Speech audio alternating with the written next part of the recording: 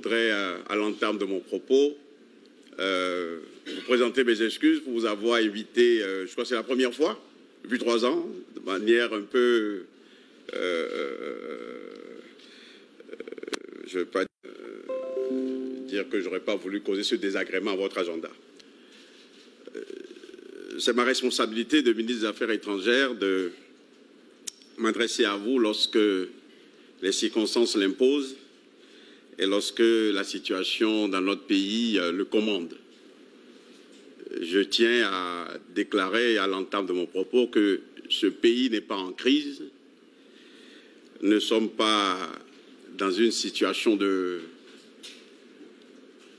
d'insurrection, comme certains le pensent. Je suis aussi quelqu'un qui ne vit pas dans le déni, puisqu'on dit que souvent les diplomates ont tendance à être dans le déni. Nous avons eu des élections, c'est vrai. Il y a eu des problèmes, c'est vrai. Mais nous essayons de les régler.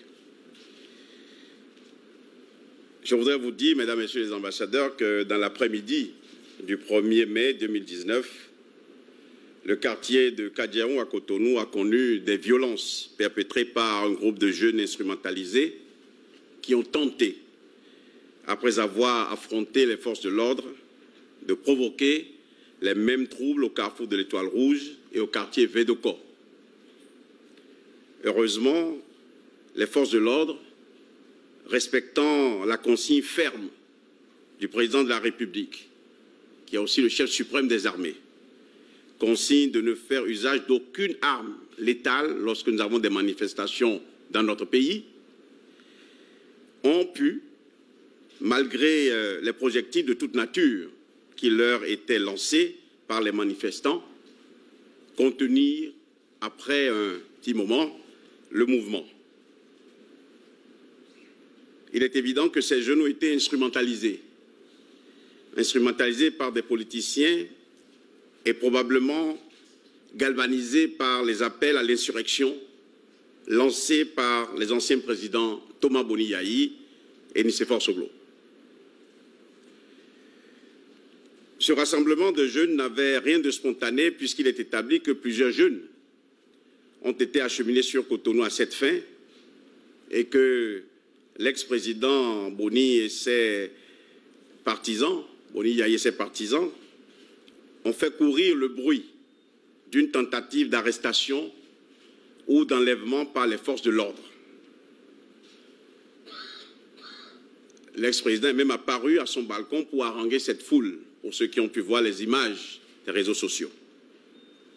Mais ainsi que l'a précisé mon collègue, le ministre de l'Intérieur et de la Sécurité publique, Saka Lafia, il n'a jamais été question, il n'y a jamais eu de projet d'arrestation des anciens présidents. Le président Patrice Talon est resté dans la posture de l'ouverture au dialogue et à la concertation pour la préservation de la paix et de la sécurité dans notre pays, malgré les attaques dont il est l'objet. Vous avez pu suivre, mesdames et messieurs les ambassadeurs, les propos particulièrement irrévérencieux, les appels à la violence et à l'insurrection tenus par ces deux anciens chefs d'État. Vous avez pu suivre cela sur les chaînes de télévision, les réseaux sociaux et des radios.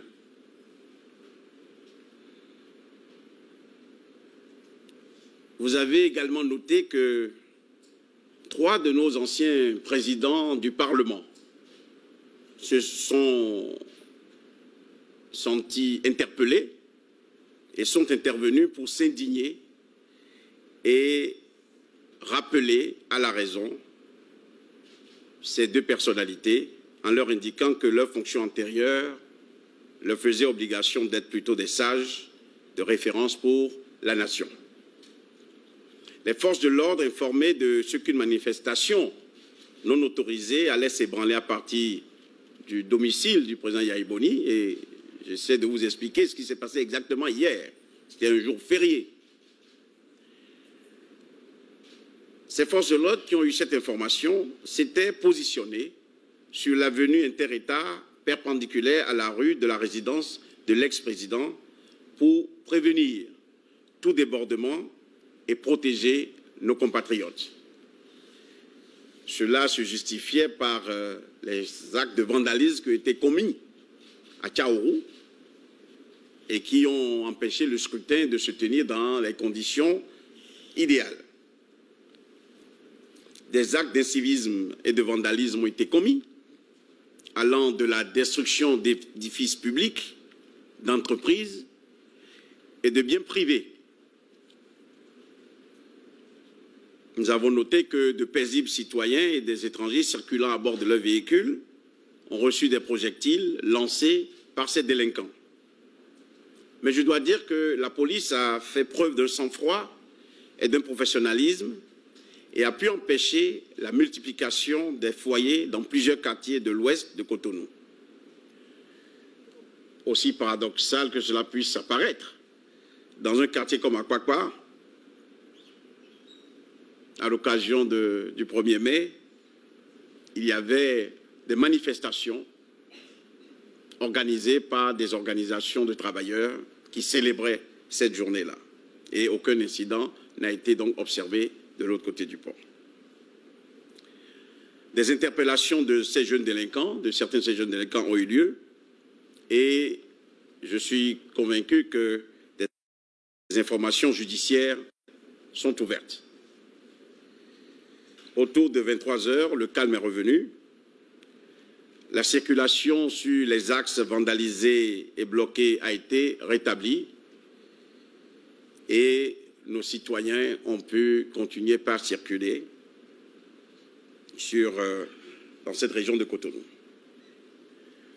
C'est ma responsabilité de dire que le gouvernement tient à dire ses regrets à ceux parmi vous qui ont pu subir des désagréments dus à cette situation et je voudrais affirmer que la sécurité, tant de nos compatriotes que des étrangers vivant parmi nous,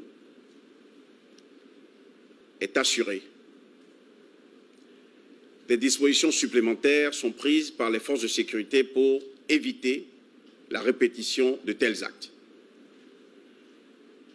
Je voudrais aussi vous dire qu'au niveau du ministère des Affaires étrangères, comme à l'accoutumée, nous restons disponibles pour faire en sorte que lorsqu'une assistance doit vous être fournie sur ce plan-là, les dispositions utiles soient mises en branle, puissent être mises en branle assez rapidement.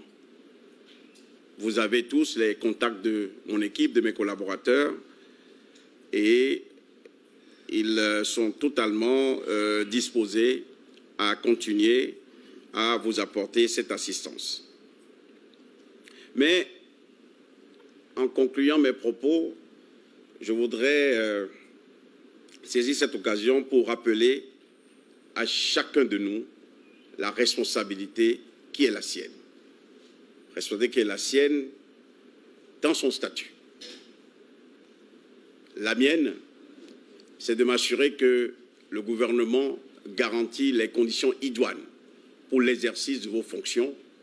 La mienne, c'est de m'assurer que tout ce qui doit être fait pour vous permettre d'accomplir vos missions puisse se faire.